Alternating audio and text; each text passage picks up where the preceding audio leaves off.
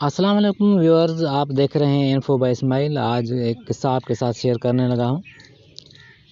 ایک پادری نوجوان اپنے والد کا منتظر ہے کہ جو کبھی خزانے کی تلاش میں نکلا تھا تاکہ خزانے کو اپنے مذہب کے فروغ کے لیے استعمال کیا جا سکے۔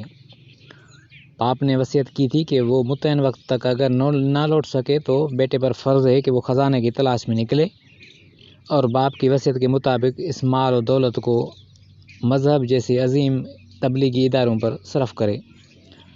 باپ نے بچے کی تربیت کچھ یوں کی تھی کہ عورت کی صحبت سے بچ کر رہے، کیونکہ عورت شیطان کا روپ ہے اور ابلیس کی مددگار ہے۔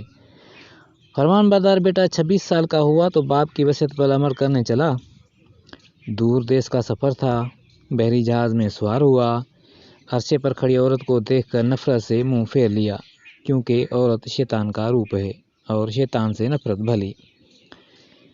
جس صحرا میں خزانہ مدفون تھا وہاں گائیڈ کی رہنمائی کے سوا جانا اپنے موت کو دعوت دینے کے مترادف تھا۔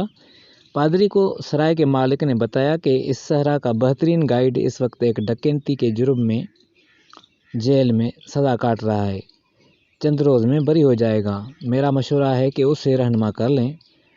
نوجوان وہ سوچ میں پڑ گیا کہ ایک گائیڈ مجرم کیسے ہو سکتا ہے، لیکن نوجوان کو بتایا گیا کہ سرائے کا مالک جواب دیتا ہے کہ وہ جوہر ہے جو خرابوں میں ملے۔ نوجوان پادری ادھر ادھر سے معلومات لیتا ہے تو سبھی کو سرائے کے مالک سے متفق پاتا ہے کہ وہی گائیڈ بہترین ہے جو اس وقت جیل میں ہے۔ بے امر مجبوری پادری ڈاکو کی رہائی کا انتظار کرتا ہے اور ان چند راتوں میں نوجوان پادری یہ مشاہدہ کرتا ہے کہ سرائے میں کسبیاں گھومتی پھرتی ہیں، فحش حرکتیں کرتی ہیں، حتیٰ کہ سرائے میں ٹھہرے مسافر ان طوائفوں بازاری عورتوں کو اپنے کمروں میں لے جاتے ہیں۔ پادری کو تو عورت سے نفرت ہے، کیونکہ عورت شیطان کا روپ ہے، اور یہ اس سرائے میں دیکھ بھی لیتا ہے کہ شیطان کی بیٹیاں کیسے بھیڑوں کی طرح بھٹکا رہی ہیں، نوجوانوں کو بھٹکا رہی ہیں۔ نوجوان کو اپنے باپ کی سکھائی ہوئی بات سچ ثابت ہوتی ہے۔ انہی رات ایک کسبی عورت پادری کو پیشکش کرتی ہے کہ میں تمہارے لیے خصوصی رعایت کر لوں گی، کیونکہ تم دین کی خدمت کر رہے ہو اور تمہارے پاس جمع پونجی نہیں ہے۔ پادری حقارت سے اس فحاشہ کو دھتکار دیتا ہے۔ ایسے میں رات گئے اسے خیال آتا ہے کہ جتنے روز گائیڈ کا انتظار کر رہا ہوں، کیوں نہ یسوع کے پیغام کی دعوت دی جائے تاکہ گمراہی میں پڑی دنیا کا کچھ بھلا ہو۔ پادری کی زاد راہ میں کسی رقم نہیں ہے، یہی وجہ ہے کہ وہ گھٹیا درجے کے سرائے کا مکین ہے۔ وہ خصوصی رعایت کا فائدہ اٹھاتے اس کسبی کو اپنے کمرے میں لے آتا ہے اور بتاتا ہے کہ مجھے تمہارا جسم نہیں، روح چاہیے۔ طوائف ٹھٹھاڑاتی ہے کہ تم کیسے مرد ہو جیسے عورت کا بدن نہیں محض روح چاہیے۔ الغرض 2-3 راتوں کے بعد وہ کسبی پادری کے پارسائی اور تبلیغ سے متاثر ہو کر یہ دھندا چھوڑ دیتی ہے۔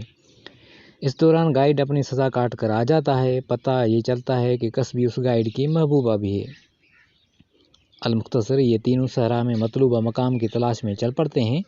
راہ میں کیا مشکلات پیش آتی ہیں یہ طویل داستان ہے۔ پادری کو گائیڈ پر شک رہتا ہے، چونکہ یہ ڈاکو ہے تو کہیں دگا نہ دے جائے، لیکن گائیڈ اپنا فرض بخوبی نبھاتا ہے۔ کسبی پادری کی عقیدت مند ہو چکی ہے، اسی لیے وہ اپنے محبوب سے جسمانی تعلق نہیں رکھنا چاہتی کہ گناہ کی زندگی سے پھر چکی ہے۔ ایک دن صحرا میں طوفان آ جاتا ہے۔ پادری اور وہ عورت طوفان کی تھپیڑوں سے بچنے کے لیے ایک دوسرے سے لپٹ جاتے ہیں۔ باہر کا طوفان تو تھم جاتا ہے، لیکن عورت کا لمس نوجوان پادری کے اندر طوفان برپا کر دیتا ہے۔ پادری شیطان کے ارادوں سے خوب واقف ہے۔ اس کی برسوں کی تپسیا ریاضت کام آتی ہے۔ وہ اپنے آپ کو عورت کے قرب سے بچائے رکھتا ہے۔ بالآخر یہ تینوں اس کھنڈر میں پہنچ جاتے ہیں جہاں شاہوں کا خزینہ مدفون ہے۔ کھنڈر میں سونے چاندی موتیوں کا ڈھیر ہے جو آنکھوں کو چکا چوند کر رہا ہے۔ اسی ڈھیر پہ 3 ڈھانچے پڑے ہیں۔ ایک پنجر میں اٹکی سلیب پتہ دیتی ہے کہ یہ نوجوان پادری کا باب ہے، جس کی پسلیوں میں خنجر موجود ہے۔ آثار بتاتے ہیں کہ مرنے والے تینوں افراد ایک دوسرے کے جان کے در پہ رہے ہوں گے۔ تینوں زخموں کی تاب نہ لا کے چل بسے۔ تینوں ڈھانچوں میں سے ایک تو گائیڈ رہا ہوگا۔ ان میں سے ایک ڈھانچہ عورت کا ہے، جس کے ساتھ مرنے والا پادری کا ڈھانچہ یوں پڑا ہے جیسے مرتے وقت ایک دوسرے سے لپٹے ہوئے ہوں گے۔ نوجوان پادری جو عورت سے بچتا چلا آیا ہے اور اس نے کسبی کے لیے مردانہ خواہش جاگنے پر بھی اپنے جذبات کا خون کیا، وہ یہ منظر دیکھ کر دیوانہ ہو جاتا ہے کہ اس کا باپ ساری عمر اس کو عورت سے دور رہنے کی تلقین کرتا رہا اور خود کیا نکلا۔ اس رات نوجوان پادری کسبی کو چھوتا ہے تو کسبی جو اب یسوع کی بھیڑ بن چکی ہے، پادری کو گناہ سے باز رہنے کی تلقین کرتی ہے۔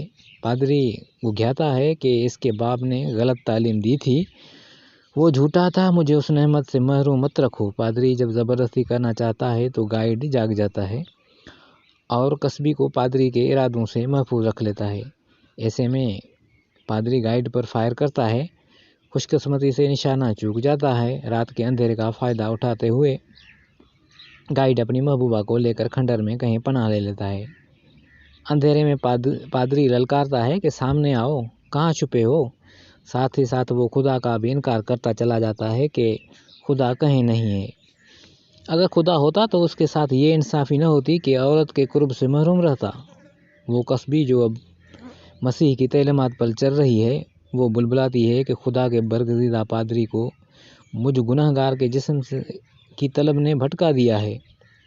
ایسے میں گائیڈ کہتا ہے، اس کا مذہب خدا کا مذہب نہیں تھا، اس کے باپ کا مذہب تھا۔ اس کو جو کچھ اس سے باپ نے سکھایا یہ اسی کو مذہب سمجھتا رہا۔ جب باپ جھوٹا نکلا تو خدا سے بھی انکار کر دیا۔